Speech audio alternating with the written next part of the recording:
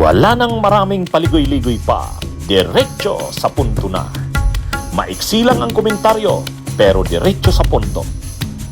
Maraming kuro-kuro, may tiwali, may totoo. Dito, sa puntong diretso tayo. Punto, diretso. Itong si Sara Duterte, dahil nga mainit na ngayon ang balita, na posibleng lumabas na ah, ang arrest warrant kila Bato at kila Bongo, itong si Sara Duterte mayroong advice sa dalawa. Kaya lang ang advice naman ni Sara Duterte, insulto naman. Hindi naman to advice. Hindi naman to advice itong sinabi na ito ni Sara. Mga kabunyog, mga kabayan. Ano ito? Mahirap tong sinasabi na ito ni Sara Duterte. Sa kanya madali ito. Pero kay Bato at kay Bongo mahirap to. Anong sabi ni Anong sabi ni Sara? Kumuha ng magaling na abogado. Ang advice ni Sara kila Bongo ganito.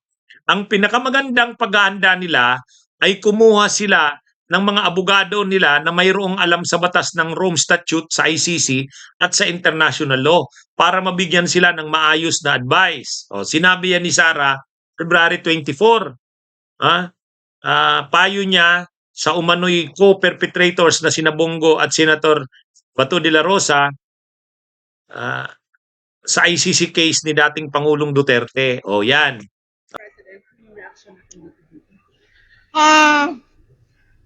Hindi naman ata ito nakapagtataka.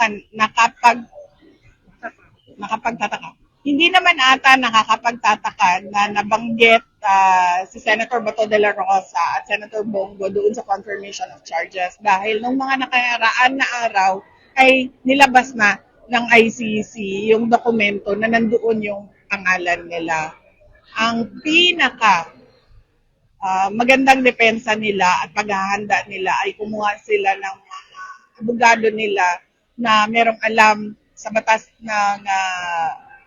sa Rome Statute, sa ICC at sa international law para mabigyan sila ng maayos na advice. Kaya lang, ang problema kasi madali kay Sara magsabi nun kasi marami silang pera na mag-ama. Ang dami nilang nakuhang pera ng Duterte. Pero kay Bato, si Bongo siguro malaki-laki rin ng pera. Pero kaya ba ni Bongo ni Bato magbayad ng 150 million sa abogado? Kung totoo yun na 150 million, dahil totoo daw talaga yun, 150 million ang bayad kay Kaufman at sa team niya, o kaya ba ni Bato yun? Billion yun sa isang taon. Lampas. Tapos magbibisita yung kanyang pamilya. Sila Sara Duterte, kaya. Nagpapalit-palitan sila ni Baste, ni Pulong, ni Kitty, pati mga anak mga anak ni Pulong, pati yung mga apo ni Duterte. Ay mga apo nga sa tuhod kasi apo pala ni Pulong. Yung anak nila Omar kasama, grabing gastos. Pero kaya nila yon. Kaya nila Duterte yon. Ay kay Bongo, saka kay Bato, si Bongo pwede kasi marami rin pera yang nakuha si Bongo. Pero si Bato, kaya yung advice ni Sara, siguro naiisip ni Bato, si Sara naman, kung ang advice niya maghanap ng abogado, totoo naman, pero mahirap yun. Hindi ganun kadali ang magbayad niyan. Pwede yan. Gamitin na lang ni Bato yung libreng abogado ng ICC. Pero siyempre, gusto niya naman, yung abogadong gusto niya, private. Kaya lang, ang mahal-mahal ng mga international lawyer sa ICC. Kaya siguro si Bato mas pinipili na lang na magtago. Ano yan? Kung mayroon man si Batong nakuha rin na pera nung panahong nasa gobyerno siya, ubus yan. Kung 1 billion lang naman yan, mauubos ka agad yan. Yan ang problema. Kaya lang si Sara, ang advice sa kanila, maghanap lang kayo ng abogado ninyo para maghanda na sa pagtatanggol sa kanila. Sabi ni Sara, mayroon daw siyang kilalang British lawyer na pwede. Nung una sinabi na yan ni Sara. Kaya lang, Mabigat yung advice na yan ni Sara eh. Ha? Maghanda na daw sila Bongo at saka sila Bato sa kanilang depensa. O maghanap na ng abogado, no? Actually, sabi niya nga noon may mairerekomenda siya. Kaya lang, ang problema kay Sara, ang hanggan lang siya sa mairerekomenda. Ang tanong, sinong magbabayad? Sinong magbabayad? Lalo na kay Bato de la Rosa. Oh, yan yung yan na yung problema sa kanila.